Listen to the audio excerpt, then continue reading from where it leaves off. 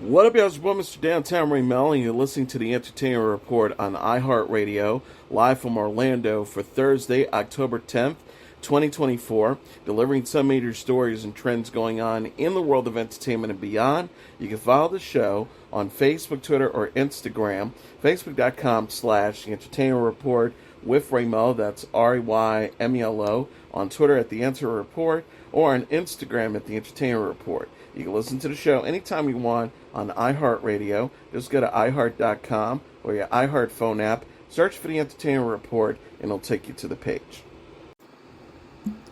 The Critics' Choice Association announced Friday that the 2025 award show will air live on E! The 2025 CCA Award Show is on January 12th, beginning at 7 p.m. Eastern Standard Time. This marks a change from previous years airing on the CW. The show will stream on Peacock beginning January 13th. Chelsea Handler will host the 2025 awards. She hosted the previous two CCA awards. In a statement, Handler said it made her happy to be hosting another show on E!, which broadcasts her talk shows, The Chelsea Handler Show and Chelsea Lately. Handler said in the statement, "I feel like I'm returning to my birthplace." E! will have a red carpet special beginning at 6 p.m. The ceremony will take place at the Barker Hangar in Santa Monica, California. This will be the 30th year of the CCA's Film and Television Awards. Fred Topple is a voting member of the CCA. Alicia Silverstone stars in Irish Blood, a series about a woman seeking to learn more about the father who abandoned her. The show, which is now filming in Ireland, will be released in 6 segments on Acorn TV.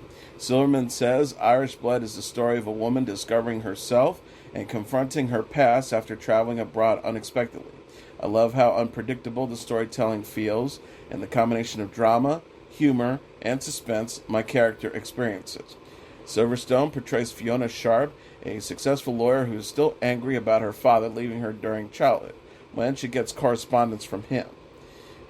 It also states she learns key truths about her father as well as a family that doesn't know she exists, and moreover that the story of abandonment that has shaped her entire life was a lie intended to protect her and her mother from her father's shady business dealings. Silverman is also an executive producer. Wendy Crewson, Jason O'Mara, Damihara Malali, Simone Kirby, Ruth Codd, and Leonardo Taiwo also star. Streamer Stars and BritBox are teaming up for a new offering, which launched on Thursday. The joint subscription can be purchased for $14.99, unlocking new titles for both platforms. Star released Sweet Pea Thursday, about a woman's double life, and BritBox will soon stream Joan, a series about a jewel thief starring Sophie Turner. Star's network president Alison Hoffman says, "We believe this expanded offering adds value for adult audiences seeking prestige, high-quality premium programming, and provides an incredibly seamless and low-friction consumer experience. The standalone offerings is the first of its kind for Stars, and soon Star subscribers will have the opportunity to curate a personalized bundle that aligns with their individual entertainment preferences." Netflix is previewing the limited series Bank Under Siege, which premieres November 8th. The show was, quote, inspired by the real heist that shook Spain in 1981. The streamer said that the social media post teasing the show. An official description reads, "Exactly 3 months have passed since the attempted coup d'etat at the Congress of Deputies, when 11 hooded men entered the headquarters of the Central Bank of Barcelona. What starts as a spectacular robbery soon becomes a real challenge to Spain's recent democracy. The robbers hold more than 200 hostages in the bank and threaten to kill them if the government does not agree to free Colonel Tejero and 3 others in charge of the 23F. The trailer opens as the masked robbers overtake the bank and shows a reporter attempting to unravel the group's motivations. Miguel Herrán, Maria Pedraza, and Holvik Chirkakarian also star. The trailer previously appeared in Money Heist. The series will be released in 5 segments. Liane Moriarty, the author of Big Little Lies, will see 2 more of her books adapted for television. The Last Anniversary was recently purchased by the BBC, and 5th season has picked up the author's 2024 release, Here One Moment. Here One Moment. Moriarty wrote in a post about Here One Moment adaptation, "I'm so grateful to once again be working with old friends who also happen to be incredibly talented. Thank you, Nicole Kidman, Pierre Sari, Bruna Papandrea, and Steve Hutensky for your faith in this book. Kidman and Sari have taken on the project via their production company Blossom Film, with Pop Andrea and Hutensky are involved via their production company Made Up Stories." Kidman told Deadline, "I'm so happy for the ongoing partnership with Leanne, and I'm so grateful to count her among my closest friends and collaborators." Kidman previously starred in the HBO adaptation of Moriarty's Big Little Lies. Here One Moment follows a group of people who have had their dates of deaths predicted by a mysterious woman known as the Death Lady. The Last Anniversary, meanwhile, is about a woman who moves into a home gifted her by an ex-great aunt. She relocates to an island that is seemingly plagued by secrets. The Blossom Films Made Up Stories and fifth season are also involved in the Last Anniversary adaptation. The series will be broken into 6 parts and will star Teresa Palmer, Miranda Richardson, Danielle McDonald, Helen Thompson, Suzanne Pryor, Claude Scott Mitchell, Charlie Garber, Uli Luktufu, and Jeremy Lindsay Taylor.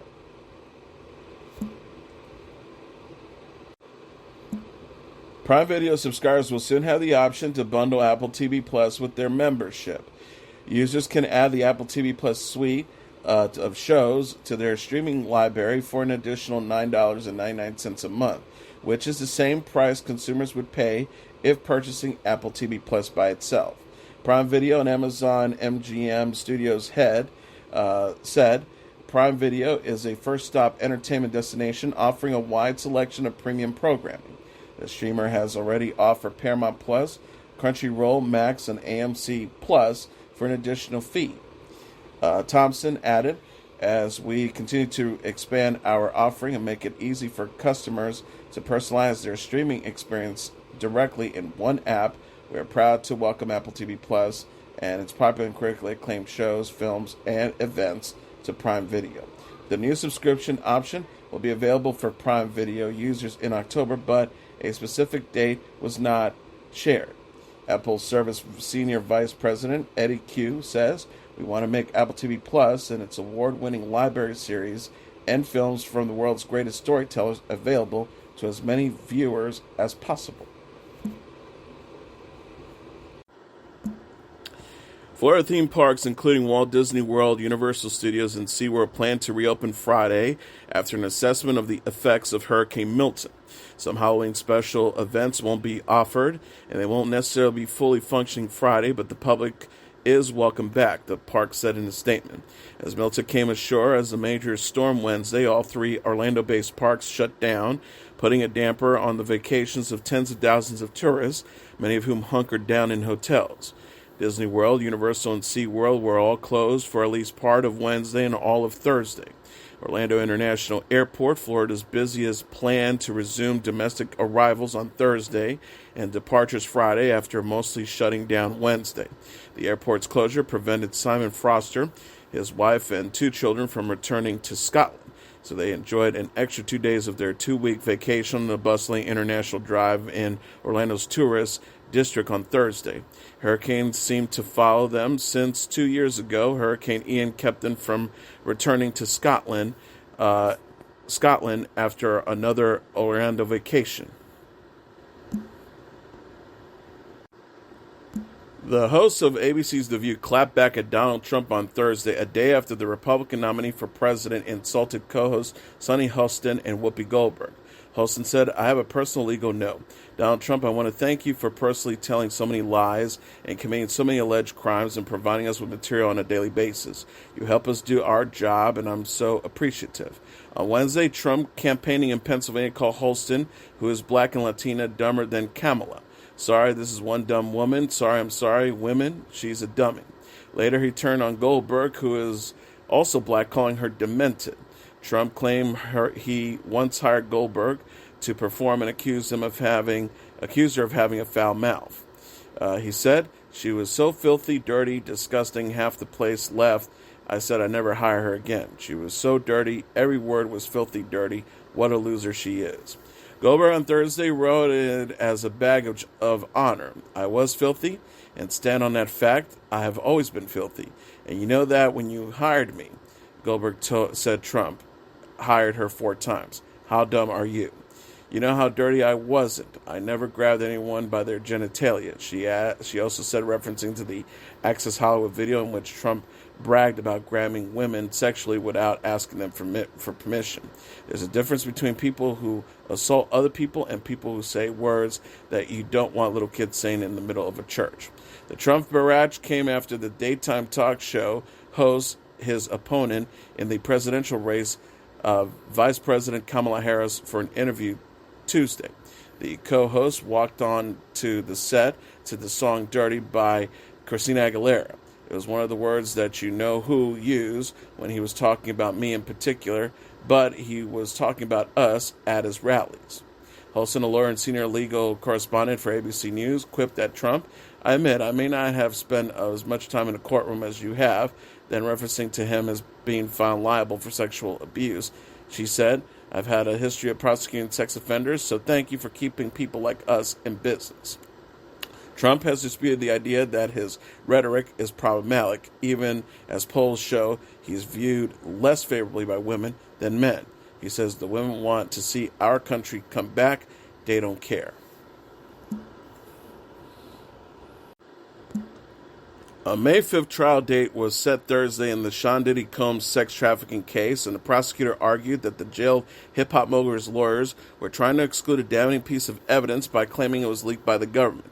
Assistant U.S. Attorney Emily Johnson struck back against the defense claims that during Combs' first appearance before Manhattan federal judge Arun Subramanian, who will preside over his trial, Combs' mother flew in from Florida for the proceedings, sitting behind him with his children and other family members in the courtroom gallery. Johnson took issue with the defense lawyer's argument in the submission late Wednesday that the U.S. Department of Homeland Security leaked a video to the media of Combs punching and kicking his former protege and girlfriend, the R&B singer Cassie, in a Los Angeles hotel hallway in 2016. Combs' lawyer said that the video, aired by CNN in May, and other alleged government leaks have led to damaging, highly prejudicial pretrial publicity that can only taint the jury pool and deprive Mr. Combs of his right to a fair trial. But Johnson urged the judge to see through the defense claims, calling them baseless and simply a means to try to exclude a damning piece of evidence from the trial. Johnson said not a single one of those alleged leaks are from members of the prosecution team. Still, Subramanian told defense lawyer Mark Acaronifio to write a proposed order that he would sign instructing lawyers on both sides to comply with rules prohibiting them from publicly disclosing information that could taint a jury.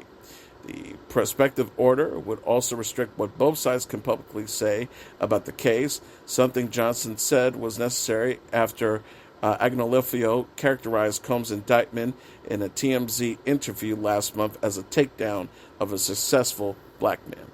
Combs has pleaded not guilty to racketeering, conspiracy, and sex trafficking charges alleged he co-wrote and abused women for years with the help of a network of associates and employees while silencing victims through blackmail and violence, including kidnapping, arson, and physical beatings.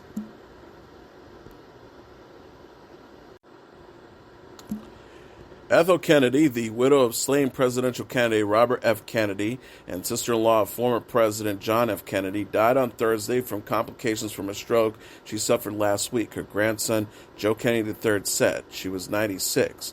The daughter of a coal mogul, George Sakal, she founded the Robert F. Kennedy Center for Justice and Human Rights after his death and spent a lifetime working on many of the causes he embraced.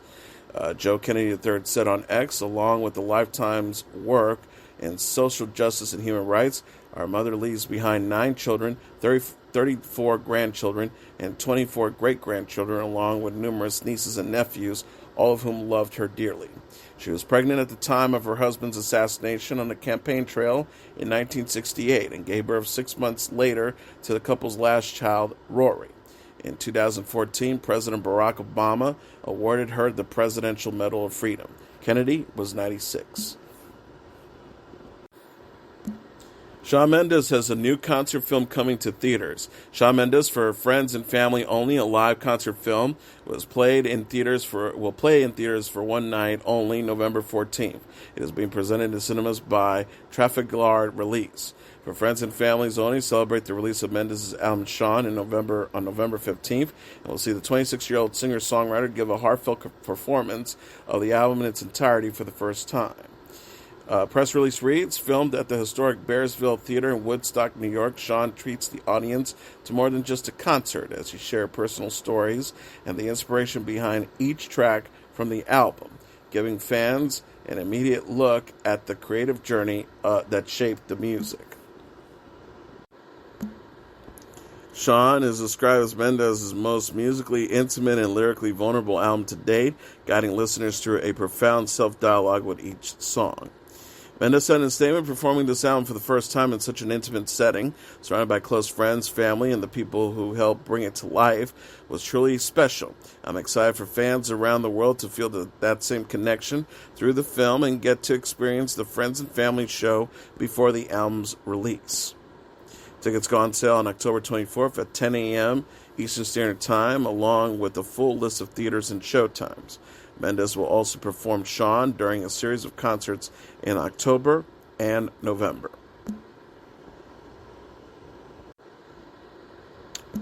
And finally, pop music star Taylor Swift has donated $5 million to Feeding America to help those impacted by recent hurricanes in the American Southwest.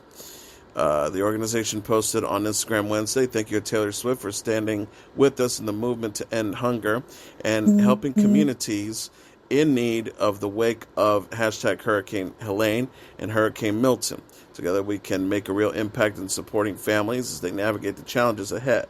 Country music artists Dolly Parton and Morgan Wallen also made large donations to relief organizations last week. Luke Combs and Eric Church announced Monday that they were organizing a star-studded concert to raise money for victims of the storms. Also ready to take the stage at the event are Billy Strings, James Taylor, Sheryl Crow, and Keith Urban. And as your entertainment report for Thursday, October 10th, 2024, I'm your host, Mr. Downtown Ray Melo. I'll be back tomorrow to deliver some major stories and trends going on in the world of entertainment and beyond. You can follow the show on Facebook, Twitter, or Instagram. Facebook.com/The Entertainment Report with Raymelo. That's RAYMELO. On Twitter at The Enter Report, or on Instagram at The Entertainment Report. You can listen to this episode or any previous episodes of The Entertainment Report anytime you want on iHeartRadio. Just go to iHeart.com or your iHeart phone app. Search for The Entertainment Report, and it'll take you to the page. Good night, and God bless you all.